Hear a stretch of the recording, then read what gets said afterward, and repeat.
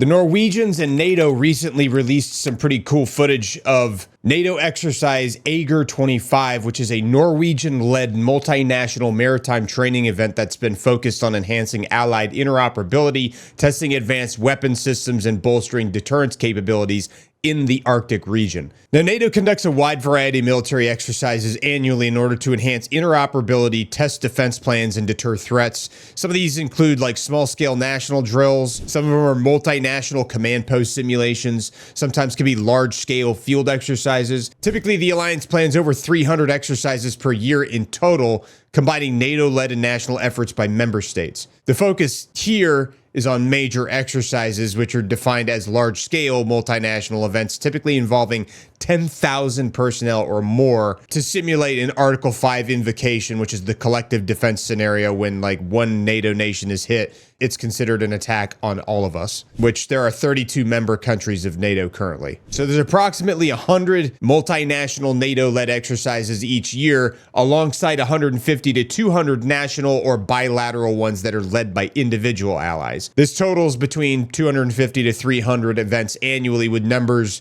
stable or slightly increasing post-2022 due to the heightened tensions and interest in being ready during the Russia-Ukraine conflict. And obviously you've seen a lot of NATO member states increasing their, frequency and training operations over the past few years as that conflict has been ongoing, especially because of the level of intelligence that's been gathered by NATO states as they've been observing everything that's happening. And in an effort to, stay up to speed on current technology, they have to practice, they have to do these exercises so they can maintain proficiency. And in the case or in the event that they're dragged into something, they need to be prepared to counter whatever new technology or new tactics are out there. Now, the major large-scale exercises are a little bit less frequent, averaging 1 to 2 per year in recent decades, with peaks of 2 to 3 during high-tension periods like 2021 to 2022. Historically, between 2010 and 2024, there is about 1 per year, but the pace has kind of accelerated since 2014's Crimea annexation, whenever Russia came in and took Crimea. Participation in these major exercises typically involves 20 to 32 countries, with the occasional inclusion of other partners like Ukraine, Georgia, who are non-EU states, which pushes the totals to like 35 to 45 countries, with the US being the largest contributor most of the time. For example, there was a major NATO exercise, Anaconda, in 2016, which involved 31,000 personnel across all the countries, and it was Polish-led. 2018 had Trident Juncture, which was approximately 31 NATO nations and partners, which included 50,000 personnel. NATO exercise Defender Europe, which took place in 2020, that had 24 plus NATO partners, 20,000 personnel. And then Defender Europe 21 was 24 NATO partners with 28,000 personnel involved. But the biggest exercise I see so far took place in 2024 and was aptly named Steadfast Defender, which all NATO nations took part in, including partner forces outside of NATO, and over 90,000 troops were involved in that, which is the largest since the Cold War, and it spanned across 8 different countries to emphasize deterrence versus Russia. 90,000 people participated in that. That's pretty wild. Now, this exercise was named after the Norse god of the sea, and it emphasized live fire demonstrations in challenging northern environments where it's very cold, and obviously very challenging for equipment because metal doesn't do very well in frigid environments, especially when it's getting covered in water. So not only were these environments challenging, but they were simulating high threat scenarios against surface threats. And the exercise primarily took place on September of 2025, running through to the end of the month, and was hosted at Norway's Andøya spaceport and rocket range off the northern coast of Andøya in the Arctic Circle. Now, the location is pretty ideal for conditions to test interoperability and the capabilities of equipment in frigid conditions, because that's about as cold as it's going to get. Now, NATO's got a broader strategy of trying to project power in the high north amid the growing geopolitical tension, specifically with Russia and Chinese activities in the region. So this kind of aligns with that broader strategy of just like projecting power, maintaining a presence out there and maintaining the ability to operate in these environments, because it is very difficult to operate in cold weather environments, especially that level of cold. It is very challenging, not only for people, but also for the equipment. Now, this exercise involved coordinated strikes from the air, from the sea, and also subsurface platforms. They validated the performance of precision-guided munitions against simulated enemy vessels, and a pretty key major highlight from this exercise that was demonstrated from video that they released recently was the use of decommissioned Norwegian freighters as live targets, which were deliberately sunk to assess weapon lethality and environmental impacts. Now, some of the objectives of exercise Ager 25 was to demonstrate and verify the effectiveness of modern anti-ship and land attack missiles, torpedoes, and precision-guided bombs, to strengthen multinational partnerships by integrating forces from multiple NATO members in joint operations, and also to test weapon systems in Arctic conditions, including long-range strikes, covert subsurface attacks, to ensure reliability for real-world deterrence, and to promote technological interoperability, such as the integration of Norway's naval strike missile across allied platforms. So as far as like the different NATO allies that participated in it, Norway, obviously they were the ones leading the exercise, so they of course participated in it. They had Norwegian armed forces, including the frigate Thor Heyerdahl, Coastal Ranger Command, and the ULA-class submarine KNM Uthog. I think that's how you pronounce it. The United Kingdom participated in it with the Royal Navy Type 23 frigate HMS Somerset, which marked its first NSM integration. The Polish naval forces participated, specifically in some of the missile firings, and then the United States participated in the exercise as well with U.S. Air Force B-2 Spirit stealth bombers from Whiteman Air Force Base, Missouri. There was also some support from some defense firms, including Kongsberg Defense and Aerospace, which were also integral, with personnel embedded on participating ships. Now, Ager 25 specifically featured a few series of escalating live fire events that culminated in the sinking of two Oslo-class frigates, the KNM Bergen and KNM Trondheim. Both were decommissioned in the 2000s and previously used in prior tests as well. These sinkings served as like a grand finale, almost like a big fireworks show when they launch off a whole crap ton of fireworks all at the same time.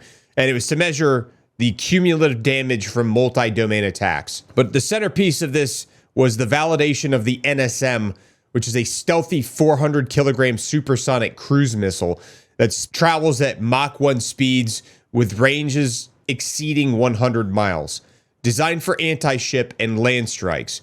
The HMS Somerset conducted the Royal Navy's inaugural live NSM launch on September 27th of 2025, striking a large target hulk with high precision. Additional dummy warhead NSMs were fired by the Thor Heyerdahl and Polish units to penetrate simulated hulls made of shipping containers. The U.S. B-2 stealth bomber executed the quick sink test, dropping joint direct attack munitions on the KNM Bergen. This precision-guided bomb run destroyed the frigate in a single pass, sinking it at a depth of about 125 meters off the coast of Norway, which strangely enough, that site now became somewhat controversial as a location because apparently it's a key fishing ground, but that's a whole nother story. Some other elements of the exercise was that they included land-based NSM launches by Norway Coastal Ranger Command and broader maritime maneuvers to simulate fleet defenses. Apparently, they didn't include any cyber or amphibious components, and they wanted to keep the focus on kinetic strikes. Now, the one big standout element to this exercise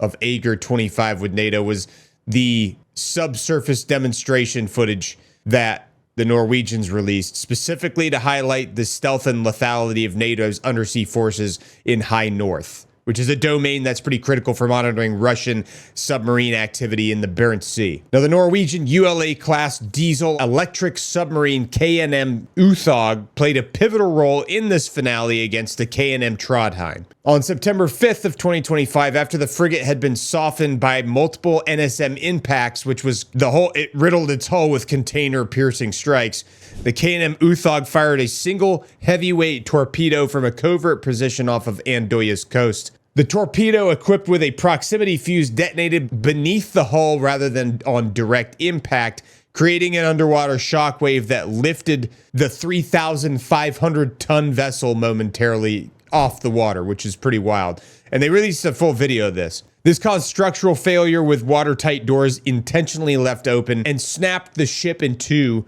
under its own weight, flooded it rapidly, and then it sank to a depth of 2,200 meters outside Senja Island. Now, the purpose of this shot had multi-facets to it. So they wanted to validate its accuracy, its fuse reliability, and its explosive yield in deep Arctic waters. They also wanted submarines like the Uthog, which offer extended endurance, stealthy approaches, and NATO's ability to dictate the battle by striking from undetected angles, which is key for NATO's anti-access / area denial strategies. And they also wanted to be able to provide the Uthog's crew an opportunity to increase their proficiency in using their fire control systems for these types of assets. Now, the video footage was released post-exercise, but was widely circulated all over the internet on November 15th of 2025 to show the dramatic breakup, with a volunteer photographer aboard the Trondheim capturing the final moments for analysis. Now, the only downside to this whole thing, because obviously it's pretty freaking cool seeing what they were capable of doing, was the fact that the sinkings sparked a little bit of debate up there because they're very environmentally conscious, sometimes maybe hyper-conscious. But the Norwegian Armed Forces left the wrecks as artificial reefs to boost like marine biodiversity in the barren areas, but this drew criticism from fishing groups and environmentalists, including concerns for potential oil leaks and stuff like that. Some of the people were concerned about navigational hazards and violations of international marine protection treaties. And apparently there was no prior consultations that occurred with fisheries or research bodies like the Institute of Marine Research, which led to calls for wreck removal and ministerial reviews. They might have emptied out all of the fluids and stuff before they destroyed the vessels, but it's probably going to be okay. The United States and all these other countries have sank tons of vessels all over the place to create artificial reefs, and it ends up creating a pretty good, biodiverse ecosystem for the fish and any type of creatures down there to thrive. So I think at this point, especially when it comes to environmental stuff, like the Norwegian Armed Forces as well as the rest of NATO's armed forces are pretty environmentally conscious right now. I mean, there's so much stuff that we do nowadays that we definitely didn't do before, where they're definitely a lot more conscious about how they're going to impact the environment. So I would imagine that they probably prepped the ships for sinking and probably removed anything that they believed could potentially contaminate the water or anything like that. So overall, Ager 25 was a pretty big success. It definitely helped reinforce NATO's Arctic readiness, with a lot of the successful tests paving the way for NSM adoption across more allied ships. It also gave NATO countries like an opportunity to work together again, which, they continuously do bilateral and trilateral and all kinds of other exercises together across the planet to continue to reinforce their ability to operate together in environments that would be, quote, contested in the future, whether it be through communication issues across different types of platforms. And I think this is going to build up to leading to larger exercises in the future, like Nordic Response in 2026, which specifically the United States Marine Corps works with the Nords all the time. I mean, the Marine Corps is like constantly going out and working with the Norwegians to enhance interoperability and build esprit de corps between the two nations. So I'm sure there's going to be more of these coming out in the future, and I look forward to seeing them. All right, that's it for the daily roll-up for today, guys. I appreciate you watching the video all the way through. Believe it or not, it does actually help boost this video in the algorithm when you watch a video the entire length through.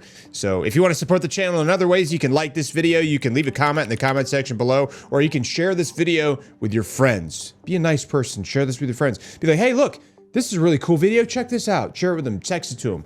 But anyway, like I said, please let us know what you thought about this video in the comments below. I appreciate you guys watching, and we will see you in the next video.